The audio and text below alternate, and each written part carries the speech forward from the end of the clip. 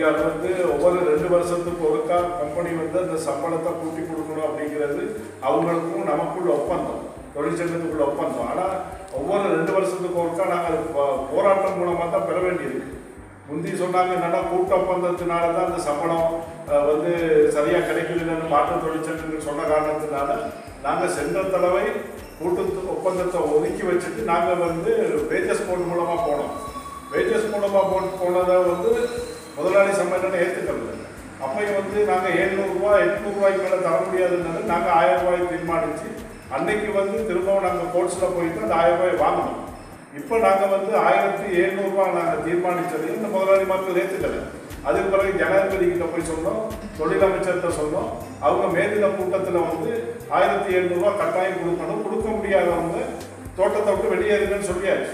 ஏன்னா உங்களால் நஷ்டம்னா நீங்கள் தோட்டத்தை செய்ய வேண்டியது இல்லை அப்படின்னு சொல்லி ஜனாதிபதி சொல்லிட்டாரு. அதுக்கு பிறகு கெசட் பண்ணாங்க கவர்மெண்ட் கெசட்டையும் இந்த முதலாளிமா பதிக்கலை. அப்புறம் அவங்க கோர்ட்டுக்கு போனாங்க, ஸ்டே ஆர்டர் வாங்க. கோர்ட் சொல்லிடுச்சு ஸ்டே ஆர்டர் செல்லாதுன்னு சொல்லி கோர்ட்டு வந்து சம்பளத்தை கொடுக்க சொல்லிடுச்சு. ஆனால் இன்னமும் கூட போன தடவை நாங்கள் எதிர்பார்த்த அந்த சம்பளம் வந்து கைக்கு கிடைச்சிடும் அப்படின்னு ஒரு சில கம்பெனிகள் வந்து கொடுத்தாங்க, ஒரு சில கம்பெனிகள் கால அவகாசம் கேட்டிருக்காங்க. இப்போ கால அவகாசம் மட்டும் தான் நாங்கள் பார்த்துக்கிட்டு இருக்கிறோம். அடுத்துள்ள டேட்டில் வந்து சம்பளம் கிடைக்கல அப்படின்னு சொன்னால் நாங்கள் இது நேரடியாகவே அந்த கம்பெனியுடைய அந்த ஓனருக்கு அந்த முதல்ல நேரடியாக அந்த ஓனருக்கு நாங்கள் வந்து சட்ட நடவடிக்கை எடுப்போம். ஏன்னா இது வந்து ஒரு சாதாரண 1700 ரூபாங்க ஒரு சாதாரண காசு. இந்த 1700 ரூபாய்க்கு வந்து நாங்கள் கம்பெனியும் பாதிச்சிடக்கூடாதுங்கிறனால தான் இந்த 1700 நாங்கள் கேட்குறோம். இல்லைன்னா ஒருத்தர் 2000 3000 சொல்லிக்கிட்டு இருக்காங்க. ஆனால் ஒரு சராசரியாக நம்மளால் 2 பக்கமும் இணங்கி போகக்கூடிய ஒரு அமௌண்ட்டை தான் நாங்கள் சொல்லியிருக்கோம்.